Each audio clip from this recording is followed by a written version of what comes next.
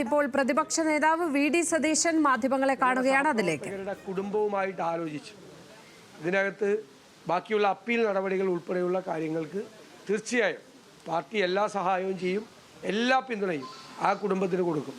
കുടുംബത്തിൻ്റെ ആഗ്രഹത്തിനനുസരിച്ചുള്ള തീരുമാനം തീർച്ചയായും ഞങ്ങൾ പാർട്ടി എടുക്കും എന്ന കാര്യത്തിൽ യാതൊരു സംശയവുമില്ല.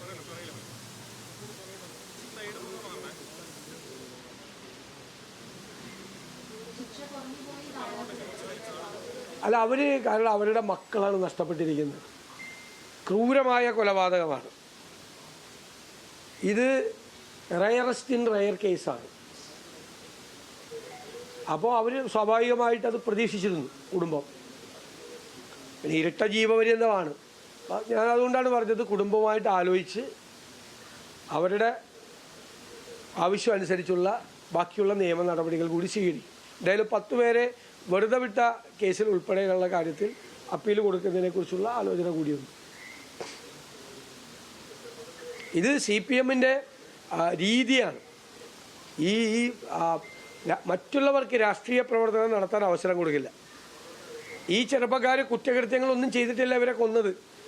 ആ ചെറുപ്പക്കാർ അവരുടെ ഗ്രാമത്തിൽ രാഷ്ട്രീയ പ്രവർത്തനവും പൊതുപ്രവർത്തനവും സാമൂഹ്യ പ്രവർത്തനവും ജീവകാരുണ്യ പ്രവർത്തനവും ഉൾപ്പെടെ നടത്തി ജനങ്ങളുടെ ഇടയിൽ ഈ ചെറുപ്പക്കാർക്ക് സ്വാധീനം വർദ്ധിച്ചു വരുന്നത് കണ്ട് അത്തരം ആളുകൾ CPM-ലല്ലാതെ വളരണ്ട എന്ന് പാർട്ടി തീരുമാനമെടുത്ത് കൊന്നതാണ്.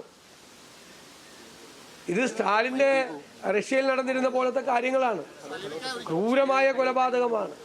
ഒരു കാരണവുമില്ലാതെ നടത്തിയ കൊലപാതകമാണ്. നാട്ടിലെ ജനപ്രിയരായ ചെറുപ്പക്കാരെ 2 പേരെ ക്രൂരമായി കൊല ചെയ്ത പാർട്ടിയാണ് അതിൻ്റെ പുറകിൽ.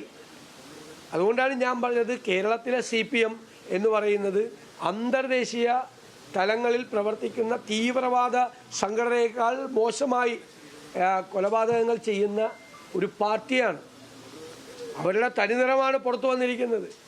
അവർക്ക് എങ്ങനെ ഈ സംസ്ഥാനം ഭരിക്കാനുള്ള അവകാശം ഉണ്ടാകുന്നത്? ചെറുപ്പക്കാരോടാണ്. ഒരു കുടുംബത്തിലെ പാവപ്പെട്ട കുടുംബത്തിലെ ഇടത്തരം കുടുംബത്തിലെ ചെറുപ്പക്കാരോടാണ് ഈ ക്രൂരത ചെയ്തിരിക്കുന്നത്.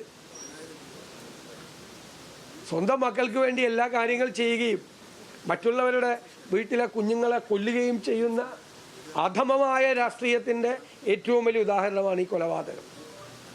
എന്നിട്ട് എന്താ ചെയ്തത്? CBI പോലീസിനെ കൊണ്ട് തെളിവുകൾ നശിപ്പിക്കാൻ വേണ്ടി ശ്രമിച്ചു.